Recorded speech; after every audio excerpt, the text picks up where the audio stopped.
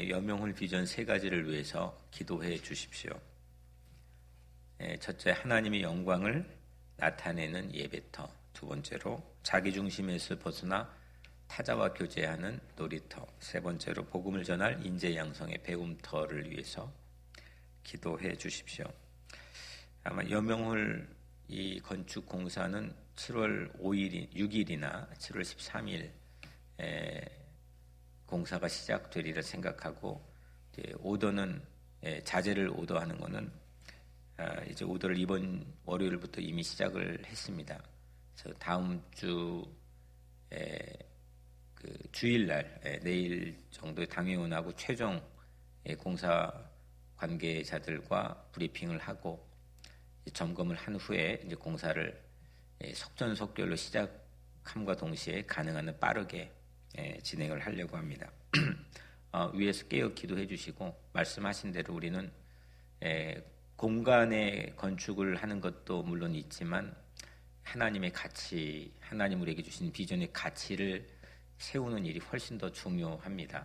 그래서 이 일을 위해서 같이 기도해 주시고, 우리 모두가 같이 이 일에 같이 협력해서 세우는 거니까 여러분들도 같이 기도해 주시면 고맙겠습니다. 간단하게 우리가 리뷰를 해보면, 말씀드렸다시피 이번 요한계시록을 통해서 전체 구도를 여러분들에게 파악하고 익숙하게 하는 것이 주된 목적입니다. 그래서 우리 1장은 계시, 2, 3장은 소아시아의 7교회, 4장은 하늘 보좌, 5장은 두루마리. 여기까지 두루마리인데 6장부터 인이 열리죠. 7인이 있는데 6장, 8장에서 7개 인이 열리고 7장은 14만 4천 명이 소개가 되죠. 하나님의 인을 소개하고 있죠. 그리고 8장 후반부터 8장, 9장, 11장, 이건 7 나팔이 열리는 거죠. 그리고 10장에서는 작은 두루마리 이야기가 나옵니다. 이게 전체적인 구도를 우리가 익숙하게 하면 됩니다. 그 다음에 이제 12장부터는 후반전이 시작되는데 12장부터는 여자와 용 얘기가 나오고요. 13장은 두 짐승 얘기가 나오죠. 용이 호출한 바다 짐승과 땅 짐승 얘기가 나오죠. 그리고 이제 그 짐승, 땅 짐승 얘기할 때 짐승의 수 666을 우리가 얘기했죠. 짐승의 수인 666은 당시 네로 황제를 뜻하는 것을 당시 일반적 생각으로 여겼고, 오늘은 마찬가지로 세상의 힘, 그리고 특히 경제적 힘을 바탕으로 한 공중 권세를 잡는 마귀의 힘, 이걸 우리가 의식하면 된다 생각했습니다.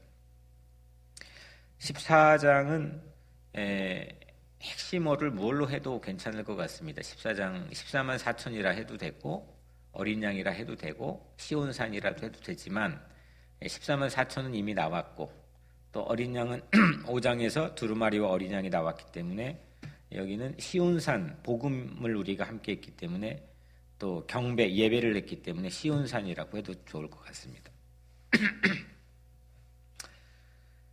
그리고 요한계시록 전체 안에서 요한 계시록이잖아요.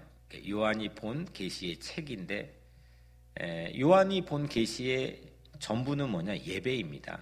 예배. 세상 로마 제국이 세상 사람들에게 로마를 예배하기를 강요했던 그런 삶에서 하나님께서 요한을 통해 특별한 참된 예배에 대해서 보여주셨죠. 근데 그 예배가 우리가 지금 하는 순서에 따라서 지금 우리가 예배 보러 가자, 예배 드려야지, 이런 예배만을 말하는 게 아니죠. 그래서 예배 파노라마를 쭉 펼쳐 주십니다. 그래서 예배로 제국을 이기고 또 예배로 승리하는 파노라마를 요한이 보게 되죠. 그래서 우리도 마찬가지로 예배가 방패가 되어야 됩니다. 예배가 방패가 되어야 되고, 예배가 우리의 삶의 가장 최고의 무기가 되어야 됩니다. 하나님만 예배하면 어디다 떨어뜨려 놔도 승리할 수 있게 됩니다. 그래서 하나님만 예배하는 것이 우리 삶의 최고의 방패가 되는 줄로 믿습니다. 마귀는 세상 우상의 힘을 숭배하게 하기 위해서 우리를 미혹합니다. 속입니다. 그런데 하나님만 나의 힘이심을 예배하면 됩니다. 시편 18편 1절 말씀에 나의 힘이신 여호와여 내가 주를 사랑하나이다. 나의 힘이신, 우리의 힘은 세상에 있지 않고 돈에도 있지 않고 우리의 체력에도 있지 않고 내 경험에도 있지 않고 나의 힘은 오직 여호와 하나님에게 있음을 예배합시다. 네, 오늘 우리가 14장 마지막 두 번째 이 후반부를 14장 후반부를 살펴봤습니다. 11장까지는 7인과 7나팔을 얘기했고 12장부터는 갑자기 용이 출현합니다. 여자와 용인데 용이 출현해서 13장은 그 용이 두 짐승 호출했고 14장 전반전에서 14만 4천 명이 시온산의 어린 양과 함께 섰죠. 여기까지 봤습니다. 오늘은 추수에 관한 얘기입니다. 추수, 하비스트, 추수하다. 본문은 우리가 읽은 본문은 14장이 7절밖에 되지 않습니다. 추수는 가을에 익은 곡식을 거둬들이는 것을 추수라고 합니다. 사전을 찾아보니까 가을에 익은 곡식을 거둬들이는 것, 이게 추수입니다. 다 자라는 곡식과 다 익은 곡식과 열매를 모으는 것, 이게 추수죠. 제가 사전을 찾는 의미는 제가 생각하고 있는 의미와 여러분들이 생각하고 있는 의미가 똑같게 하기 위해 제가 사전을 찾아서 확인을 하는 겁니다. 추수라는 건 이런 의미입니다. 추수는 보람을, 내가 그동안 땀 흘려 일한 수고에 대한 보람을 확인할 수 있는 그런 시기가 추수의 시기죠. 내가 헛수고하지 않았구나. 내가 그동안 헛발질 하지 않았구나. 내게 수고의 열매가 맺어지는구나. 이런 확인할 시간이 추수죠. 참 기쁜 시간입니다. 땀 흘려 일한 사람들에게, 수고한 사람들에게는 최고의 시간이죠. 14장에서 말한 추수는 영원의 추수를 말하는 겁니다. 사람에 대한 추수를 말하는 겁니다. 삶의 결산을 말하는 거죠. 내가 인생을 살아오는데 어느 순간에는 삶을 결산해야 될 때가 있습니다. 이 결산은 중간에 하는 건 아닙니다. 물론 중간에 중간 결산을 할 수 있지만 나중에 가서 이게 흐트러질 수도 있고 안 될 수도 있기 때문에 삶에 대한 최종 결산은 내가 죽을 때 하는 겁니다. 그리고 우리 인생에 대한 추수가 이제 그런 거죠. 역사에도 추수가 있습니다. 역사가 쭉 가다가 이게 동그라미를 그리며 순환을 한다고 하는 그런 교리를 믿고 있는 종교도 있지만 우리는 직선입니다. 우리는 쭉 하고 직선입니다. 끝이 있다는 겁니다. 순환하지 않습니다. 진화하지 않습니다. 창조가 있고 끝이 있습니다.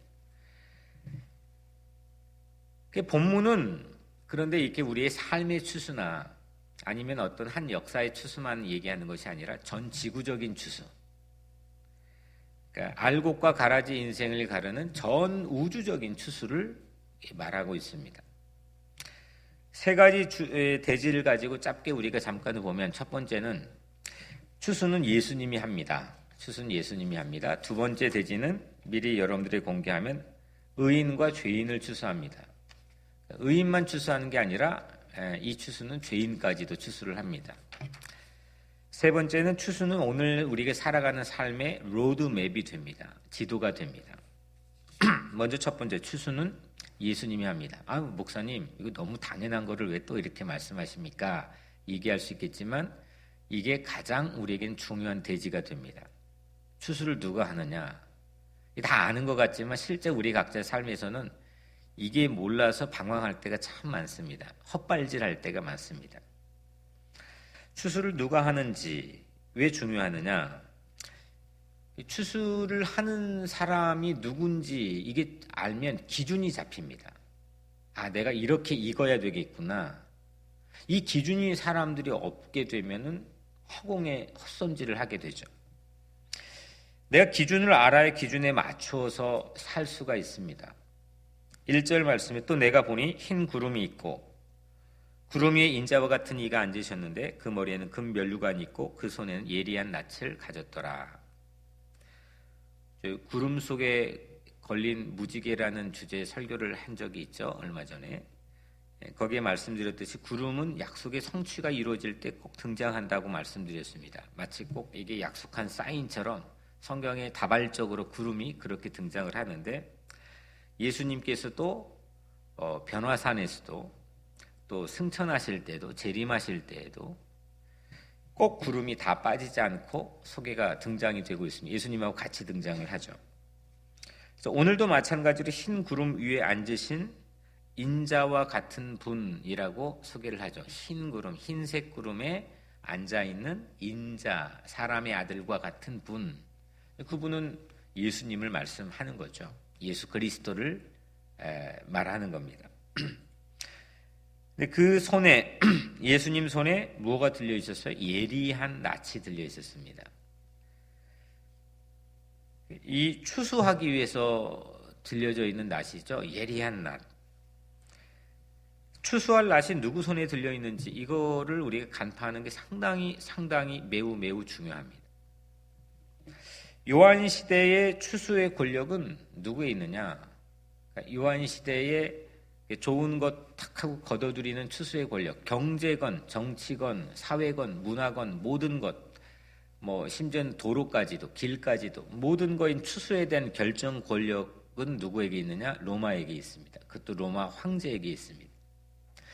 이게 로마 황제만 그렇게 생각하는 게 아니라 모든 당시 시대 사람들이 공통적으로 인식하고 있는 상식입니다.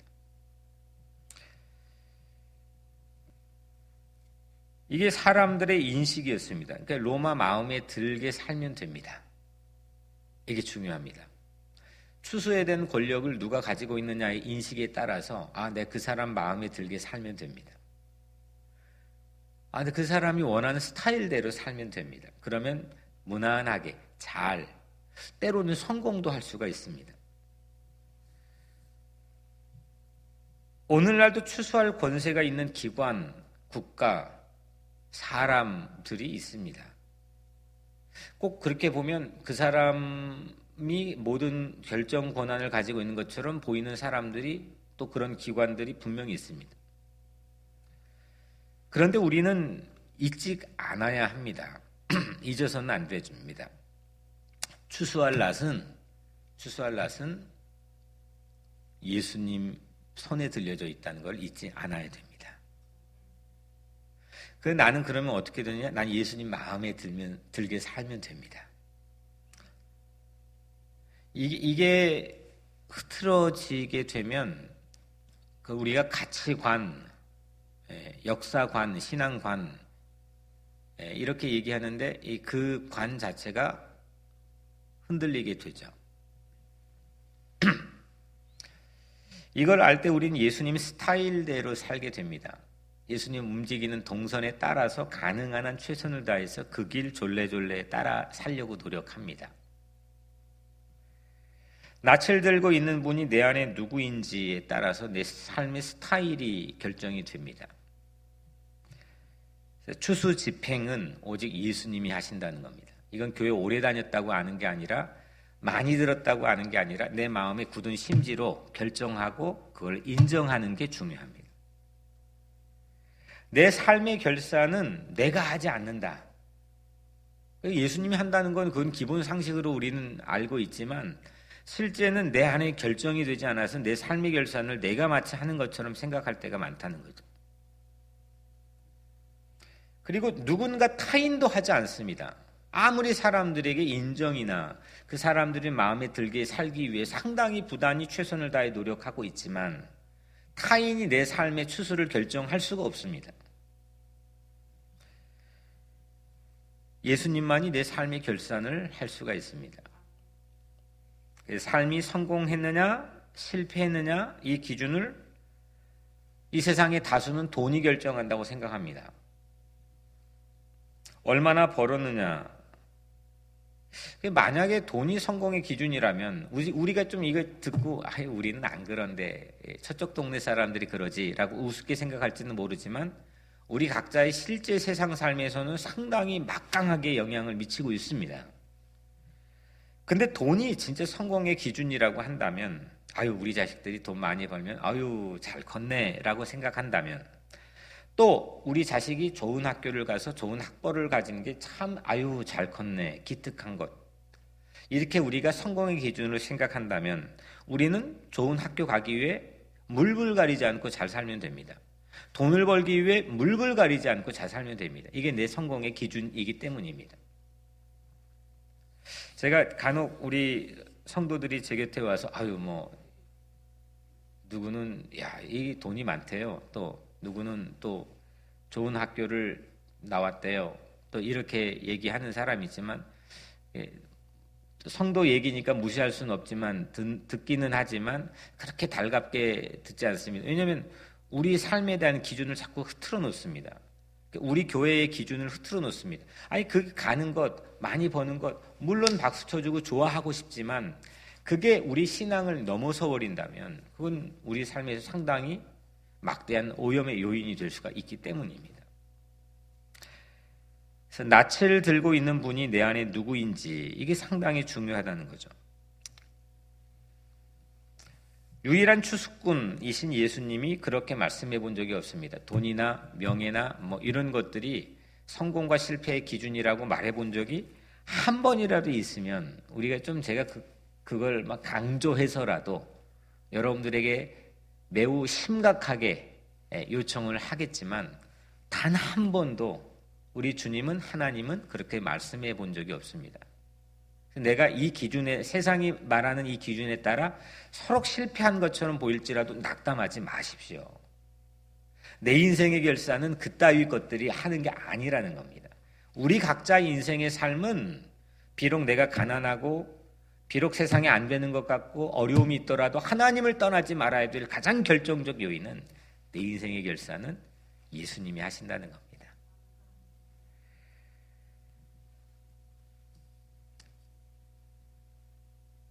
추수는 예수님만 합니다. 물론 이게 성경에는 뭐 정말 차고차고 넘치는 게 그 관련된 말씀이지만 몇 개 말씀만 제가 읽어드리면 디모데후서 4장 1절에 살아있는 자와 죽은 자를 심판하실 그리스도 예수 앞에서 예수님이 추수하는 거죠. 고린도후서 5장 10절 우리가 다 반드시 그리스도의 심판대 앞에 나타나게 돼요. 다른 사람이 심판하시는 게 아니라 예수님이 심판하시는 거죠.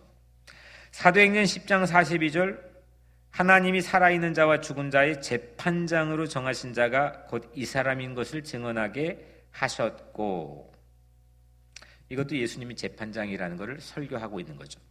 요한복음 5장 27절 인자됨으로 말미암아 심판하는 권세를 주셨느니라.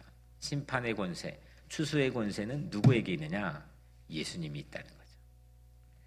그 최후의 심판이 예수님만 합니다. 내 인생의 결산도 누가 하느냐? 괜히 다른 사람이 하는 것처럼 마음 뺏기며 열등감이나 우월감으로 살지 말자는 거죠. 조금 잘하면 타인이 박수 쳐주면 그것 때문에 막 업돼가지고 우울해있거나 다른 사람이 나를 조금 무시하면 그것 때문에 내 인생이 다 망하는 것처럼 내 인생 다 무너진 것처럼 그동안 헛인생 살아온 것처럼 그렇게 착각하면서 낙담하지 말자는 겁니다. 내 인생 결산은 타인들이 하는 게 아니라 내 인생 결산은 오직 예수님이 한다는 겁니다. 지금 이 요한이 본 반모섬에서 환상을 봤던 시기에 크리스찬들은 전부 다 실패자처럼 보였을 겁니다. 전부 다 찌질이도 가난하고 세상에서 천대받고 멸시받고 박해받고 손가락질 당하면 어디론가 밀려서 흔적도 없이 사라져버리는 것처럼 보였을지도 모릅니다. 근데 그들은 세상의 기준으로 실패했을지는 모르지만 그들의 인생의 결산은 오늘 이 사도 요한이 본 거는 그들의 인생 결산은 오직 예수님만 한다는 겁니다. 우리는 그래서 예수님 마음에만 들면 됩니다. 예수님 마음에만 쏙 들면 됩니다. 이것이 세상 요구에 충족하지 못할지라도 그것도 충족하면 더 좋겠지만 꼭 그게 우리에겐 필요 충분 조건은 아니라는 겁니다. 필요 조건은 될 수 있겠지만 그게 충분 조건은 아니라는 겁니다. 예수님 요구에 충족하면 우리 인생이 최고로 성공한다는 겁니다. 그것이 내가 시온산에서 어린 양 예수와 함께 서는 것입니다. 추수는 여러분들이 하는 게 아닙니다. 내가 하는 게 아닙니다. 목사가 하는 게 아닙니다. 혹 어떤 사람 제가 참 이건 정말 몰상식하다 신앙으로 생각하는 경우가, 제가 이제 우리 교회 안에서도 오래전에 들은 얘기인데, 집안에 우환이 있고 어려움이 있어요. 근데 그게 예수 잘못 믿어서 그렇대요. 그럼 이 땅에 있는 가난한 사람은 전부 다 예수 잘못 믿어서 그런 거고, 이 땅의 모든 부자들은 예수 잘 믿어. 얘기를 직접 하지는 않았지만 이건 말도 되지 않는 얘기입니다. 세상에 있는 기준을 가지고 예수 잘못 믿고 믿는 걸로 판단할 수 있다면 이건 정말 기복 중에 최고 기복입니다. 잘못 믿는 겁니다. 우리는 세상 기준이 아니라 예수님이 결정하는 기준에 따라 살면 됩니다. 타인이 하는 게 아니고 내 업적과 성취로 되는 것도 아니고, 오직 우리 인생과 역사의 추수는 예수님만 하시는 것을 우리가 명심하시면 됩니다. 두 번째로 추수를 예수님만 한다 했죠. 추수의 주체는 예수님인데, 그럼 뭘 추수하느냐? 뭘 추수하는지도 잘 알아야 됩니다. 뭘 추수하냐면 의인과 죄인을 추수합니다. 추수에는 두 종류만 있습니다. 알곡 추수와 가라지 추수입니다. 먼저 의인을 오늘 본문에 추수한 듯 15절에 또 다른 천사가 성전으로부터 나와 구름 위에 앉은 이를 향하여 큰 음성으로 외쳐 이르되 당신의 낯을 휘둘러 거두소서. 땅의 곡식이 다 익어 거둘 때가 이르렀음이니이다. 성전에서 나온 천사가 있었죠. 근데 천사가 예수님에게 곡식이 다 익었습니다. 추수할 때가 되었습니다. 낯을 휘둘러 거두어 주십시오. 라고 청원을 합니다. 여기서 추수할 곡식은 알곡이, 그러니까 천국의 알곡이 될 만한 백성, 사람들을 말하는 겁니다. 그러니까 요한계시록에서 동일한 표현은 뭐냐? 하나님의 인을 받은 14만 4천 명이 똑같은 표현인 거죠. 드디어 익은 곡식이 거두어집니다. 16절에 구름 위에 앉으신 이가 낫을 땅에 휘두르매 땅의 곡식이 거두어지니라. 우리는 어떻게 익은 곡식으로 추수될 수 있습니까? 우리가 다 14만 4천 명이고 우리가 오늘 말씀처럼 의인으로 추수가 되어져야 되는 사람들이 되어야 되는데, 그거 어떻게 되는 겁니까? 나 어떻게 그렇게 잘 익을 수 있습니까? 아까 말한 대로 예수님 스타일대로 예수님 마음에 들게 살면 됩니다. 그게 뭐냐? 성경은 우리에게 명확하게 방법을 제시하죠. 내가 행동 열심히 해가지고 그게 시작되는 게 아니라 예수님이 나에게 하신 일, 예수님의 행동, 예수님이 십자가에 못 박혀 죽어 돌아가신 그 사랑, 그리고 부활하신 그 놀라운 주님의 권세, 그걸 믿으면 되는 겁니다. 그 은혜를 받아들이고 영접하고 믿으면 되는 겁니다. 그러면 내가 익어가는 새로운 구원의 시작이 이미 시작이 된 거고, 그 다음부터 나에게는 새로운 그 포맷에 맞는 행동 양식이 우리에게는 장착이 되는 겁니다. 그래도 완전하지는 않습니다. 이 세상에서는 좌충우돌할 수 있습니다. 하지만 그 연약한 죄 많은 우리를 주님께서는 하나님 백성으로 삼아주셨습니다. 그걸 받아들이고 영접하고 믿고 의지하면 됩니다.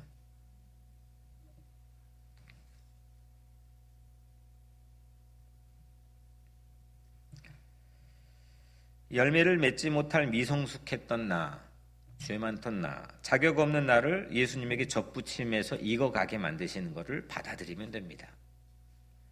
이 은혜를 믿고 의지하며 소망하는 것, 그것이 내가 익어가고 알곡으로 추수될 수 있는 예수의 기준입니다. 죄인의 추수도 있습니다. 오늘 죄인의 추수는 불을 돌보는 천사가 제단에서 나옵니다. 낯을 든 또 다른 천사에게 그 불을 돌본 천사가 외칩니다. 이번에는 18절에 내 예리한 낯을 휘둘러 땅에 포도송이를 거두라. 그 포도가 익었느니라. 포도들이 익었는데 추수하라고 합니다. 여기서 익은 포도는 뭘 말하느냐? 관영한 꽉 찬 죄악을 말합니다. 낯을 가진 천사가 포도를 추수해 성 밖에 있는 진노의 포도주 틀에 던졌습니다. 19절에 천사가 낯을 땅에 휘둘러 땅에 포도를 거두어 하나님의 진노의 큰 포도주 틀에 던짐에, 추수된 포도가 진노의 틀에 던져졌죠. 익은 포도가 관영한 죄악을 상징한다는 말씀이 요엘 구약성서 요엘 3장 13절에 또 나오는데요.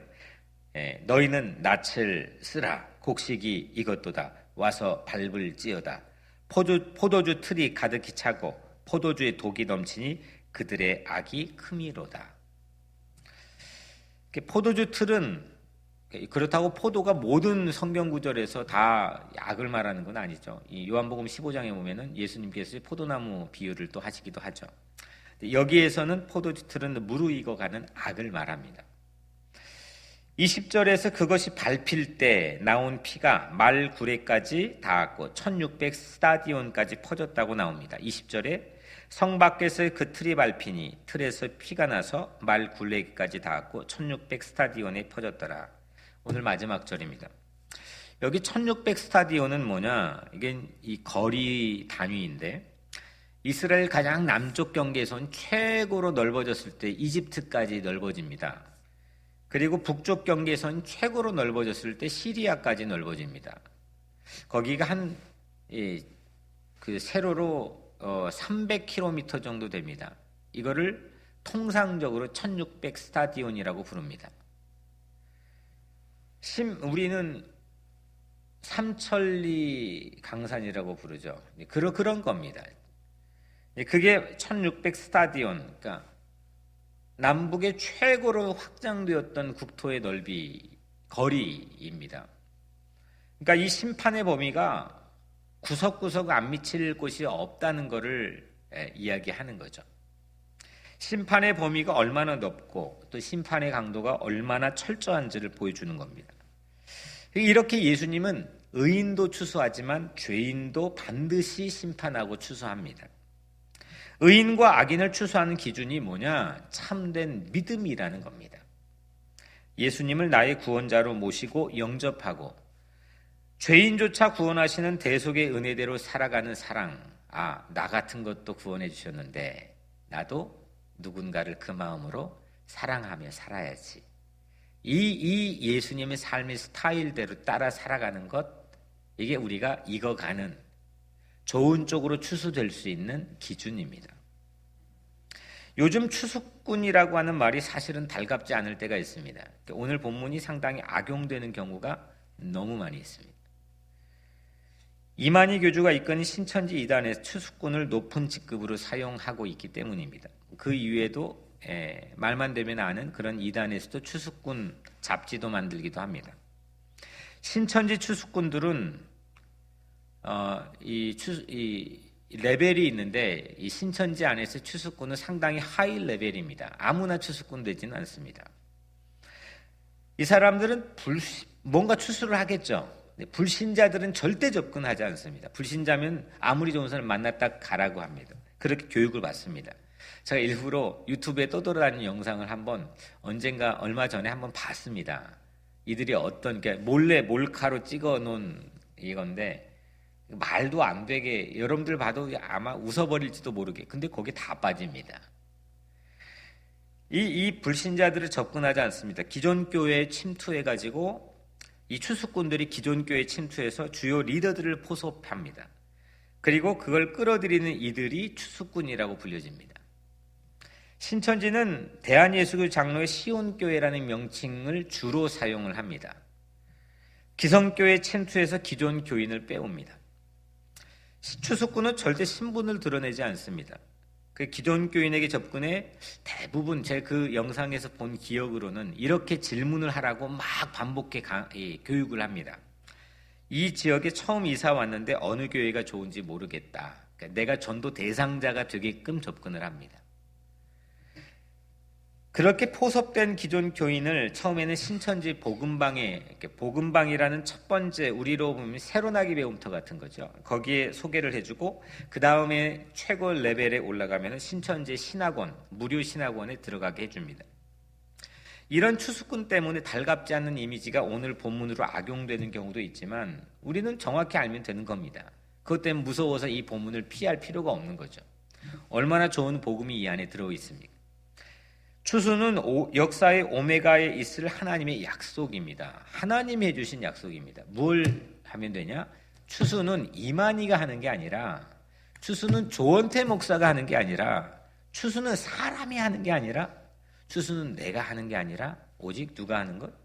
예수님이 하는 것만 우리가 믿으면 확실해집니다. 이게 흔들리니까 이쪽 저쪽으로 방황하고 그 기준을 호기심을 가지고 접근하고 들어가게 되는 겁니다. 이게 그래서 중요한 겁니다. 추수는 누가 하느냐? 예수님만 하시는 겁니다. 양과 염소를 구분하고 알곡과 가라지로 심판할 역사의 끝날이 꼭 있다고 하는 걸 우리는 잊지 않아야 됩니다. 사는 날 동안의 추수는 있지 않습니다. 사는 중간에 추수는 있지 않습니다. 우리 이때는 열심히 땀 흘려야 될 때입니다. 삶의 마지막 역사의 끝에 추수가 있습니다. 그래서 사는 날 동안은 포기해서는 안 됩니다. 어떤 경우에도 경주를 마칠 때까지 오른쪽에 서는 것 포기해서는 안 됩니다. 마지막 세 번째로 추수는 오늘 삶의 지도입니다. 추수 때라는 본문이 우리에게 주는 유익이 뭘까 마지막 생각해 봤습니다. 이렇게 막 우리가 봤는데 이 본문이 우리에게 주는 유익이 뭘까? 마지막 최후의 심판이 있다고 하는 게 오늘 우리 각자의 삶이 주는 유익이 뭘까? 몇 가지 선택지, 옵션을 나눠 생각해 볼 수가 있습니다. 먼저 첫 번째, 최종 종착지가 있다는 것은 알지만, 그때가 있다는 건 알지만 나에게 어떤 결과가 있는지는 모른 채 살아가는 과정에서는 어떤 효과가 있을까? 그건 있는 건 알지만 나에게는 어떤 결과가 명확하게 있는지는 몰라요. 그 상태로 내가 오늘 살아가는 건 나에게 어떤 효과가 있을까? 두 번째로, 최종 종착지뿐만 아니라 내 최종 결과도 확실하게 아는 상태에서 오늘 삶을 살아가는 데에서는 어떤 효과가 있을까? 그러니까 내 결과에 대한 지식의 유무입니다. 마지막, 최종 추수도 모르고 당연히 내 결과도 모르는 상태에서 오늘 사는 건 어떤 의미가 있을까? 상당히 이건 오늘 사는 이 기준에 가장 결정적인 영향을 역사적으로 우리에게 미치고 있습니다. 아무것도 모르고 살 때는 기준 없이 아무렇게 살면 됩니다. 그걸 방종이라고 합니다. 내 멋대로 살면 됩니다. 자기 마음대로 살면 누가 터치하지 않습니다. 그런데 결산할 때를 알지만 내 결과를 모르면 긴장과 두려움 속에 삽니다. 그때가 있지만 내 결과를 몰라요. 그러면 오늘 우리가 사는 삶이 온통 공포고 두려움입니다. 남도 그렇게 바라봅니다. 피곤합니다. 근데 결산할 때도 알고 내 결과도 알며 사는 게 크리스찬들입니다. 하나님을 믿으면 우리는 어떻게 되는지에 대한 결과를 압니다. 그래서 우리는 자유를 누리며 사는 겁니다. 기쁨을 맛보며 사는 겁니다. 두려워하지 않고 사는 겁니다. 다만 한 가지 함정, 크리스찬들에게 한 가지 함정은 뭐냐? 방심과 오만과 게으름입니다. 이건 철저하게 경계해야 됩니다. 내 최종 그때도 알고 내 결과도 알기 때문에 우리는 오만해질 확률이 매우 많습니다. 그래서 이 교회가 정치 권력을 잡아버릴 때 교회는 부패해졌습니다. 교만하기 때문입니다. 그리고 게을러집니다. 방심하게 됩니다. 이것만 경계하면 됩니다. 우리는 예수 그리스도를 믿고 그분이 대속의 은혜로 의인으로 추수될 결과를 이미 손에 쥐고 살고 있습니다. 그런 우리에게 맡겨진 사명 한 가지는 우리가 추수할 일꾼이 되어야 한다는 겁니다. 마태복음 9장 37, 38절 추수할 것은 많되 일꾼이 적으니 그러므로 추수한 주인에게 청하여 추수할 일꾼을 보내소서. 예수님 말씀이죠. 추수해야 할 것은 많지만 일꾼이 턱없이 부족합니다. 내가 구원받았다고 방심하면 안 됩니다. 내가 방심하지 않고 게으르지 않고 끝까지 의인의 추수가 되기 위해서는 우리가 추수할 일꾼이 되어야 합니다. 전도해야 됩니다. 사랑해야 됩니다. 영혼을 살리는 주의 사역에 동참해야 됩니다. 추수는 예수님이 하지만 우리를 추수할 일꾼으로 동역하게 하셨습니다. 이것이 오늘 우리가 살아가게 되는 로드맵 지도의 역할을 하게 되는 겁니다. 오늘 말씀을 가지고 기도하시고 내일 주일 예배를 위해서 여명월 건축이 순적하게 진행되고 현장 예배 오픈을 위해서 또 우리 강철수 형제가 이제 월요일 이 어포인먼트를 했는데 치료가 잘 되어서 원상 회복이 되게끔, 또 우리 모든 성도들의 영육간의 강건을 위해서 제가 먼저 기도하고 여러분들 각자 기도하겠습니다. 은혜로우신 하나님, 추수할 때 이 메시지로 오늘 함께 나누게 하신 은혜를 감사합니다. 추수는 오로지 예수님만 합니다. 내 인생의 평가와 결산은 내가 하는 것도 아니고 타인이 하는 것도 아니고 오직 예수가 하는 걸 우리가 확실히 마음에 새겨 믿게 하여 주옵소서. 건강한 자의식을 가지고 살게 하여 주옵소서. 우리 온 성도들이 힘있게 살게 하여 주옵소서. 우리가 의인의 추수에 들게 하시고 우리가 이 추수의 내 결과도 알고 있는 이상 방심하고 오만하지 않게 하시고 게으르지 않게 하시고 오직 이 세상에 잃어버린 영혼들을 추수하는 주의 동역자로 살게 하여 주옵소서. 예수 그리스도의 이름으로 간절히 기도드리옵나이다. 아멘.